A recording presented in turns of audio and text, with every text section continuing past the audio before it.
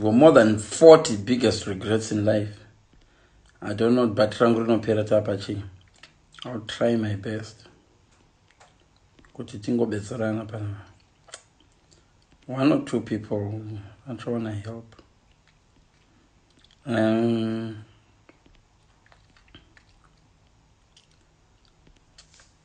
Pane my regrets at no item life. When we have my regrets in life. Machine Jachano we are walk tofa. Mama Chano we are waff, and this is gonna offer no go just fungere, but I'll try to do better and good my regrets in life. Can I hurry up mama chomunayo, musati matumbo nyanyo regret, mupe mato correct is this. I'll try my best. Wait. Right.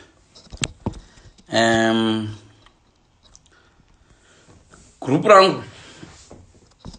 Pane light ku shine up back on block. Ne tiangi. Light roll. Patish. Digango move on light roll bro. Sandra malagamira so. Did. Like I choose a light gate. Right. Guys. Panama regrets over 50, but I'll try to go there. Small. Right. First regret you know itam life. Kwenda kubasa and not spending time with your kids. Most people vanoshika pa stage yokuti vacha regret oh man ndairega utamba spend time nevana vangu zvangu ndakaenda kubasa musuya. I should have spent time nevana vangu chi pane mama sacrifices atiri kuita chinda kubasa nditi vazhinji venyu mune mhuri 3 happily muri not happily married family tete hapana kana musu wano makambogarawo pa table 6-seater table makati baba ukumai ukumwakagara mukaita dinner. But when we were young taiona maadverts majarini vanhu vachishairi mhuri, and we were all dreaming kuti daitaita family nyanenge ndende mukadzi wangu ndakagara apa nevana tichiita nyaya dzedu tichidya majarini stock majarini manyautsa mukano. Dream yataive nayo mheno yangotsakatika. Table dzacho takatenga, dzimba dzacho dzavapo, vana vacho vavapo, asi kugara ikoko yaungogara kuti vaitile timwe tea. Umwe anenge ari pafoni achimwira mubedroom make, umwe anenge ari pafoni achimwira kukitchen, umwe ari pafoni ari kumwira mubathroom achigeza, umwe ari pafoni achiita stonyeni mubedroom. Hapana kana pamambogara as a family kuti yaitimbogara panapa tidye as a family kungogara. You will regret that one day.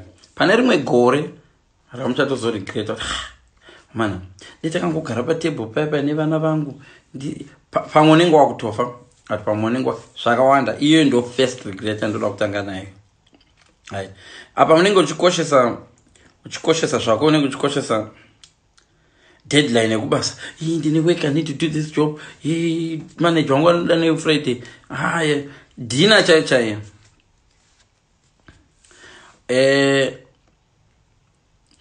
Zvimwe zvinhu zvacho muri kuzviita because munotya kuti macoworkers enyu anozoti chii, boss wangu anozoti chii. But chamusingazivi chokuti family, kungoita family weekend munamo, you'll never. Vana vari kukura vado ne 14 16 before you find out vati wako uni hapachina opportunity yekuzombogara nevana vako makadai patable. Muchazvidemba rimwe gore. Because my days will turn into months, and months will turn into years, years will turn into decades, decades century kana mararama kusvika kuzana, which I doubt. Number 2, imwe regret yaunototi in life, standing up to your bullies. Kuchikoro chako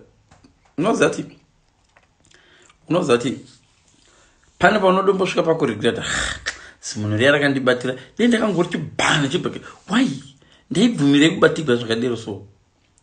Kungava kuchechi, kungava kupi, kungava kumba, kune zvimwe zvinhu zvamuri kuitiswa so nemumwe munhu right now zvavachazoti at some point I was so stupid. Kundirega munhu achindiita sezvo zvose, angava murume wako, angave partner wako, pane pamwe panhu pachatongozoregreta denda kangomudza mashoko aya magara moyo kuti ashamari sada ndijairirewo rimwe gore uchazvidemba kuti ndeimwe regret iyoyo. It doesn't matter wamana makore mangani, pane pamwe panotomboregreta kuti hamana ndichiri primary school ndakarega munhu achindidira achindisvipira kumeso sure I should have hit him back or I should have ndezvimwe zvimaregrets izvozvo. Kana kuti I should have told him off. Murume uyu akauya akajerera mai vangu takagara pasi akashauta mai vangu nadhedhi vangu ndakagara ndakabata rusvaya, so I should have just stood up and said iwe ndaraiwo usada kujerera vabereki vangu. Those are some of the regrets zvaunozongokwanisa kuita. Ndangochoose a simple one. Third one is a big one. Staying in touch with your good friends, even from your childhood.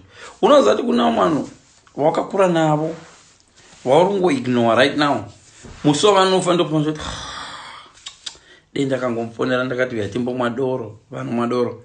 Denda kangomufonera ndakati uya timbonodhensa. Denda kamufonera ndakati uya timbonodya.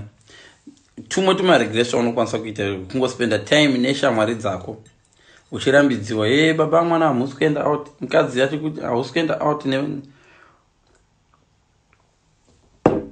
murume acho kuti hausi kuenda out. Zvimwe zvezvinhu zvanogona kutozongoregreta in life kuti dene ipo paipa ndakangoti handei ndakangonoona shamwari yangu ona yafa. Even Maria naMarita vakazoti dene magara pano Lazaro haifa, yaitori regret. Rufu ndogunonzo kunza regret yakanyanya. Right? Ndapa number 3 handiti. Unozati even picking up the phone kungofonera kwa munhu wakaguma taura naye kudhara ive shamwari yako ari kure ari kuAustralia. One day you might even regret that. Afa munhu wachona something kana iwe wafa. Pano kana kuti wakutofa kutozati ndichadzoka. Email chacha nogona kutoregret denda angosenda email iya denda katoti baba iko hama yangu akazofa iya email denda angosenda email baba denda akatofatiza ndinomfarira.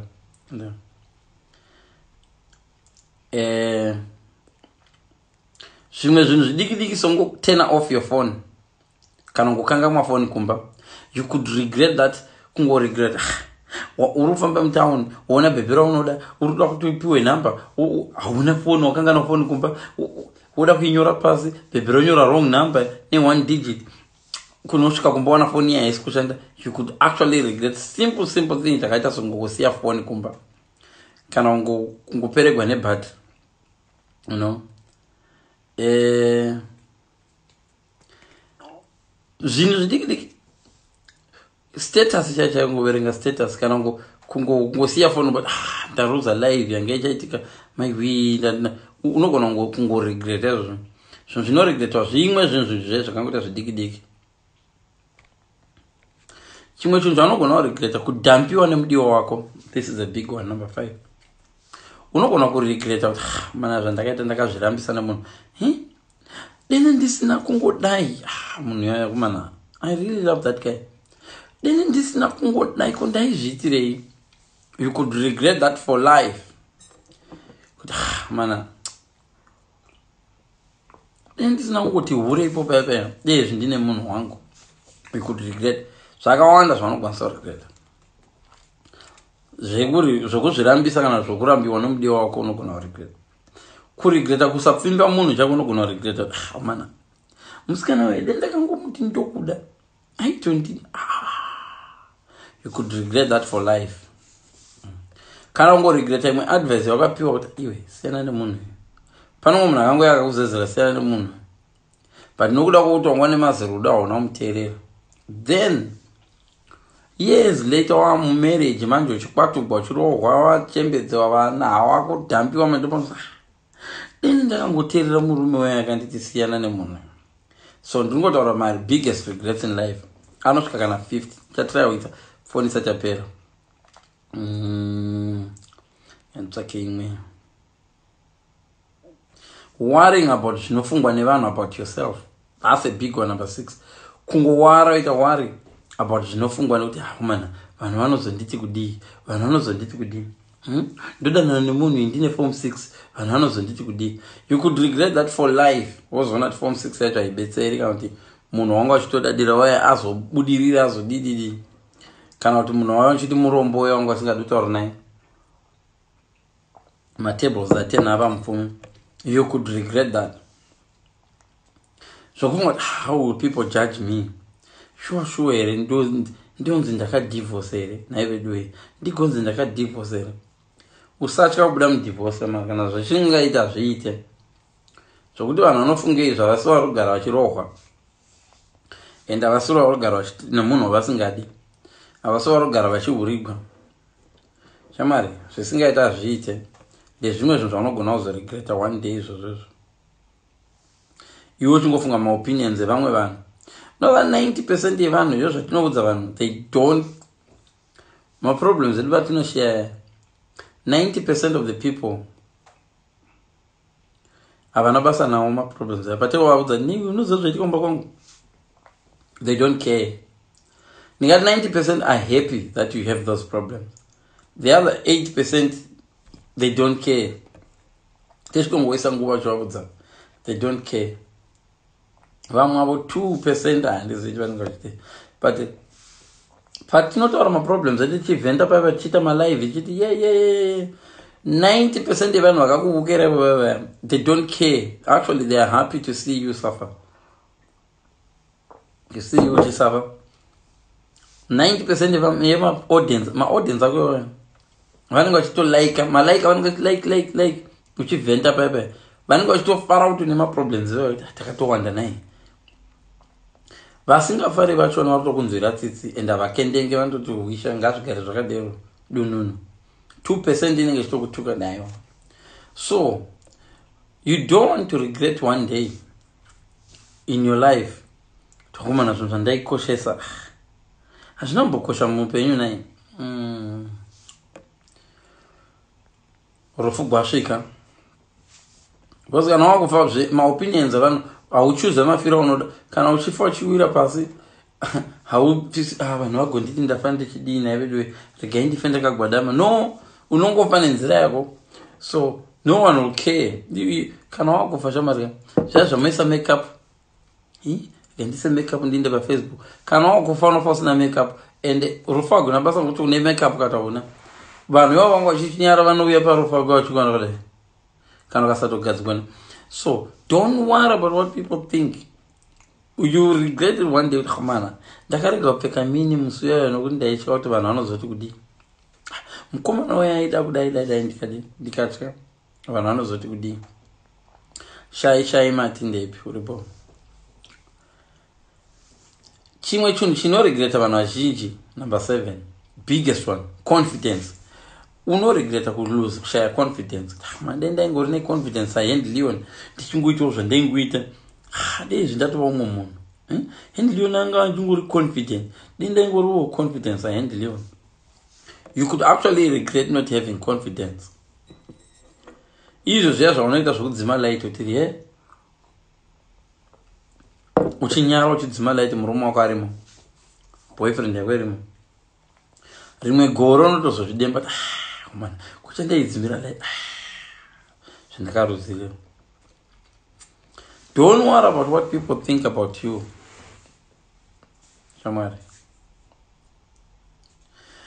Later on in life, you know, I wish I was more self-confident.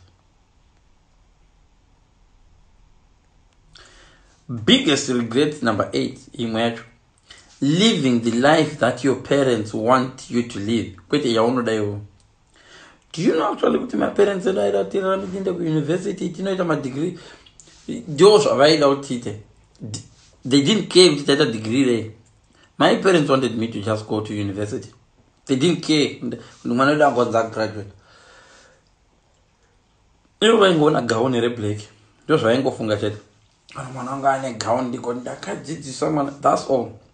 So what cost I just pay you? They never really cared. So be very, very careful, Chamari. You can actually end up doing zvinofadza vabereki vako. Ivo vane life yavo vadochembera vado ma 50, 60s. Ivo chita life inofadza vabereki vako handiti. No problem with that. But isingafadzi iwewe. And ndo mamwe maregrets amunozoita life. Inini dhedhi vangu zvomagitari vanga singatombodi. Ndakambouya nechimwe chiganzvi karasiwa chikapisiwa moto. but ikozvo ndakurarama zvandoda ngarangoimba ndoimba ndarangu achakwanisa kundirambidza kuimba akutoteerera mhanzi dzangu dzandoti dzimwe dzandoridza motikari make asi ndiyaindirambidza. So sometimes tsvaka zvinhu zvaunoda. Don't do things that please you, your parents ako or relatives, nokuti ivo vanenge vachipleasana kumba kwavo iwo uchida kuvapleasa usina anokupleasa. Ndongamanzwisisa. Don't try to make your parents happy. Be happy first. When you're happy, your parents will be happy because they love you. Any good parent anokuda should be happy to see you happy. That's not a good parent. A good parent wants to see mwana happy. That makes zvakafanana nemurume. Murume anofanirwa kunakidzwa anamuchirara mese. Murume anofanirwa kunakidzwa nokunakidzwa kwako iwo uri mukadzi. Nakirwa nokunakidzwa kwomukadzi. Ukaona uchinakirwa iwewe nemukadzi unofanirwa kunakirwa nekuona umwe wako achinakirwa. Then that makes you happy. Do anonzi varume vacha kuti murume anoturniwa on nokunakidzwa kwako iwewe. Kana iwe usinganakidzwa ndozvotombowa. Anofanirwa kuona iwe uchinakidzwa obatino on nokunakidzwa. But in life you need to please iwewe pachako. Be happy iwewe uchu. Ndiyafanirwa kutanga kuva happy. Usati waita vamwe vanhu vese happy. And imwe happiness unofunga kuti ndeyako unozodiscover kuti aitombozi ndo mama regrets anozouya. Hatisi kuti buda mba imomoti ndakutonozvifadza. Because imwe happiness uri kubuda uchinotsvaka panze uchazodiscover kuti yanga isitombori yeti wotanga kuregreta futi. Chamari, there is that other job. Yaunoti vanhu zviite mabasa uriite kana uri mute. Apply for that job. You will regret one day not having applied for that job. Go for that job. There's only two answers, yes or no. You've got nothing to lose. Apply for that job. Ringava rakanzi manager kana isa application letter. Apana munhu anosungwa kana kurawa nekutoisa application letter. You might regret it in future. Okay. Kwero zvokuzoti ndakarega kuenda kuchikoro nokuda kwemwana ndakanga ndine nhumbu. Nhumbu ngairega kutadzisa chikoro. Zvara uriko kuchikoro ikoko.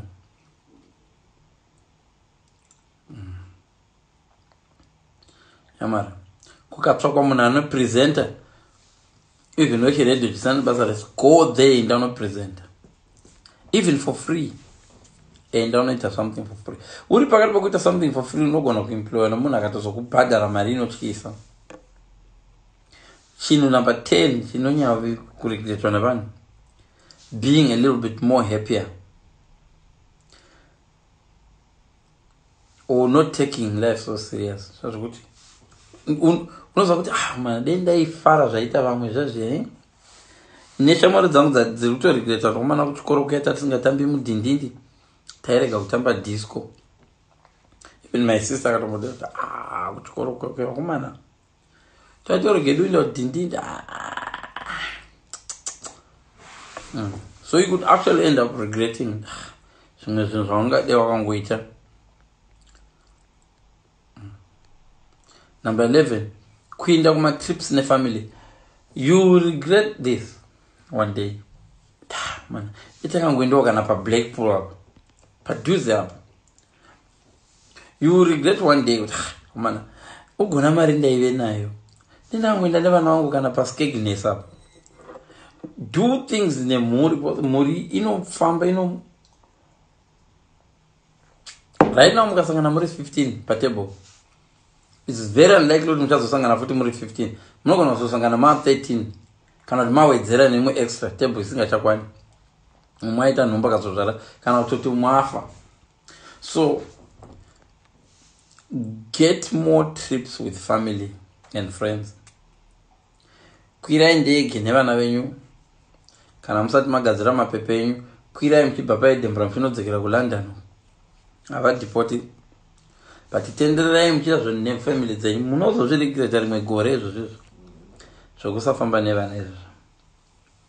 Unogona kuzviregreta one day.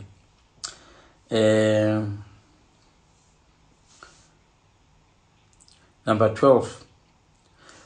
12 inoaffecta vanhu vakawanda vazhinji. Letting your marriage break. Unozoti dzimwe dzenguva unosvika pakuregret. Vanhu vanotosvika pakuregret. Omana dei ndakaita effort yokuseva marriage yangu. Unoza dei ndangomuti sorry paya. Omana. You don't want to end up regretting. Iti kana regret unyazona saka kumana ndakaipa everything. I did everything to save my marriage. Shakaramba zvazvo, but I can move on. I tried my best. Kweta zvoti umanga chimwe handei counseling what handei counseling handchakudi. Those are some of the things vanokwanisa kutozoregret in life. Mana, why did I let my marriage break down? Wazoona kuti kunzoka kuna kumira mushe. Varume vari single vakazara but kunzoko hakuna kumira mushe. Unogona kuzotozoona kuti wangoona mumba kana kuti vana vakuchikuvhiringidza manje zvakunetsa kusapota vana one by one. You can't control your spouse, but you can control your own actions. Spouse yako. So if you really want to do it, it's not too late.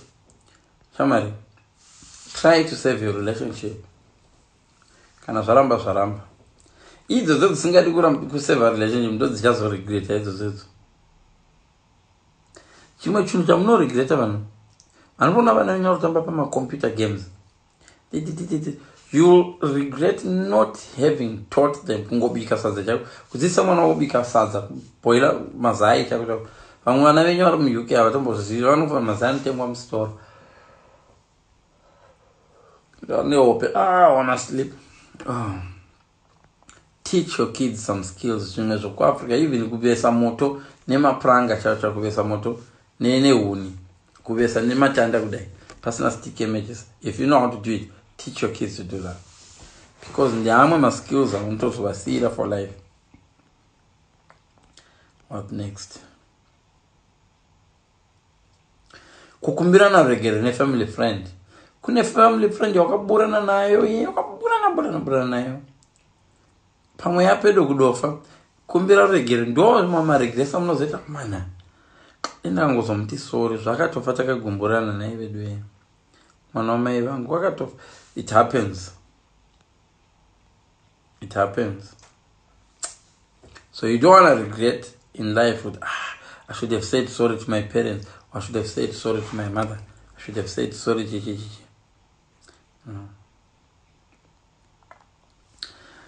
Kune rimwe voice raunonzwa so back of your mind. Can let your voice kaunonzwa. Can go back. Can it's not so loud. One day you may actually regret not having listened to that little voice. There's that little voice that ka voice can sainda chileka sainda usasaina ka little voice kako. Many people always regret ka little voice kako, and you override that voice, but most of the time that little voice unozoyi regret. Mana ugona ndakanga ndatrika ndidrive ndakadai ndobva ndanorovegwa uyu ndobhafa. Ka little voice kakakudrive wakadai wakakaignore. Number 16 ndamboitaura. Not asking that girl out. Kuno munhu waunoda waungoseke pamwe akatokumbira namba yako kamunya.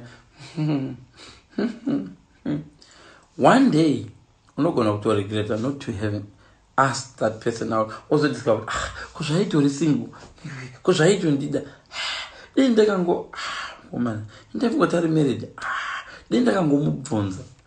Shamari, you regret. Shamari, go for it. Ask benze bvunza unyimwe namba, unyimwe kana paFacebook ndombiro WhatsApp yako kana wanyimwa. But idzo nyako kunyima dzinogona kuzoregret futi pamberi apo. Discovered murume zvaitori a very good husband. Ndakamunyima namba. Apa dzakapa namba ari kudzirova zvokudzirova haasi kurara mumba ari kugara ari magirlfriends. Uyo wakaikumbira namba waya akanzi handidini namba yangu. Laitiri tubraitiri vandane hope.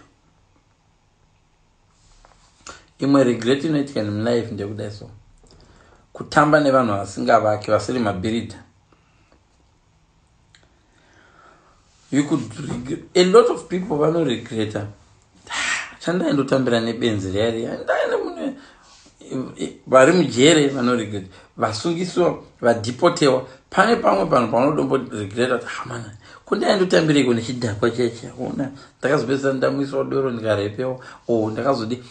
There is always that regret inouya dzimwe nguva yokuti why was I hanging around nevanhu vakadero. Shit. You can actually regret kusaita degree chako, kusaita maths dzawaimbogona. You could actually end up regretting, mana ndangoita kakosika kai. Una shamwari yangu anga singatombogoni chikoro kumukunda. Una ndaitomukunda akatozoita doctor. And indaona ma 80% yacho 10. Asaba doctor. You don't want to end up regretting. Pursue your career. And a career. Sometimes you don't sacrifice about such like cash you should go pursue career. You might end up regretting. Or choosing a practical job than the one you really wanted. Tsvaka basa raunoda. Wobhadharwa nevanhu uchiita zvaunofarira. Kana uri mutambo webhora, tsvaka bhora. Uita kuti vanhu vakubhadhara uchinakirwa nebhora rako. Usatsvaka basa raunoita usinganakidzwe. You may regret in life, man, ndakatambisa half of my life. But you spread time nevana. Always give yourself. You've got 2 kids. Don't neglect those kids. Talk to your kids. Sit them down. Because you may regret not doing that. Do you know some of these kids that are being abused? If you just had to sit down with your kids, prevent a lot of abuse. You could have prevented. No go garana person. Important that you couldn't say chichi couldn't say Ibona uteme unovunza vana kuti chii chiri kunetsa vana vangu. In confidence vana vako kuvudza kuti mama tiri kunetswa, daddy tiri kunetswa nezvokuti nezvokuti. Because one day you may end up regretting this.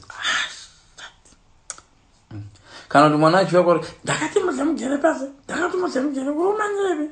Lega auye pamwaroda kukuvudza kuti zvamuri kudya ndaona zvichiwetegwa. Iwo uda murova mwana. Kantada kudza kuti pane munhu apira umo mamuri kudya. Ndakati ndanyarara wazva. So you may regret in future. One biggest one, number 21. Not looking after your own body. You may regret that one day. You don't want to end up regretting that. Because ill health can also well about man. Tea and then when you guys are sugar, what can you tell? Don't know.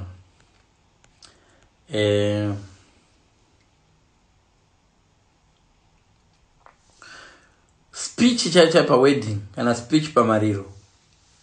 Not being brave enough to go to speech with and Lombotor, Masho Kwang, Mofu, Mazadiwa, Mofanga, Negaro, Mkazongo, Mokonakafo, Papanga Panegaro. No, I'm joking.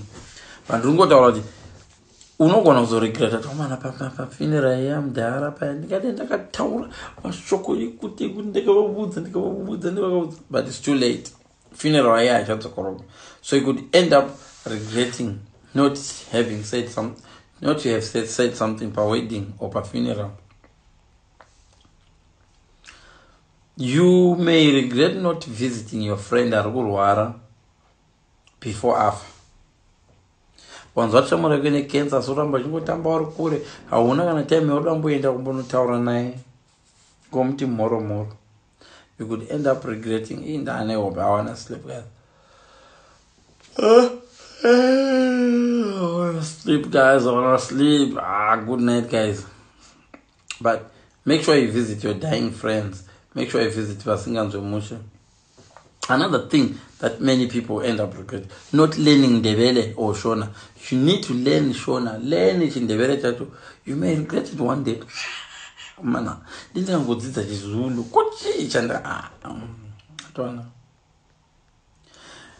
Number 25. You could actually regret not being a good father or a good mother. You could actually one day regret, Vanangu vaidya muriwo usina munyu. I should have been a better mom. Pandaitenderera nezvikomba ndididi ndikati ndangotenderera nevana vangu. Pandakahura paya ndakadidi.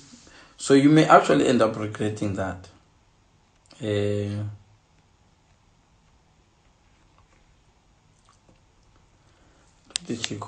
really want to sleep, guys. I'm tired, guys. This life may help you. So guys, even kutenga chako ngoro kana mota kana bhara, you may end up regretting.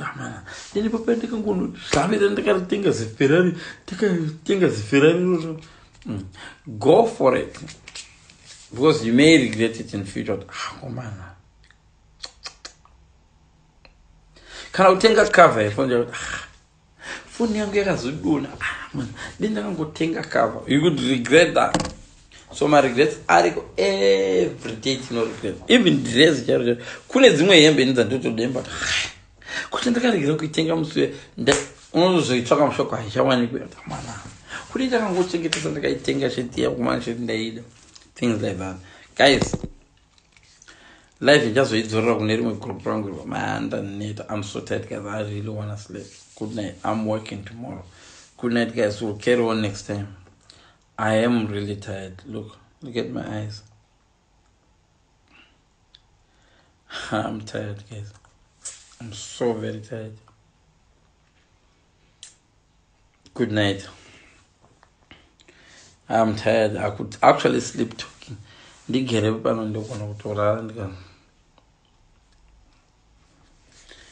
So thank you, guys. I'll share this live. I won't delete it. Don't worry about the views. I did it intentionally. I'm using a different account. Hendy account is closed. I'm doing this one against Jefizo. I'll share the video. The video will have my views. Don't worry. Thank you so much, guys. I'm really, really tired. Good night, guys. I love you.